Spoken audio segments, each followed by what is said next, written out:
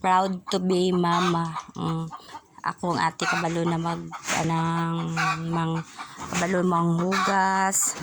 Tapos ang ako ang gamatoy.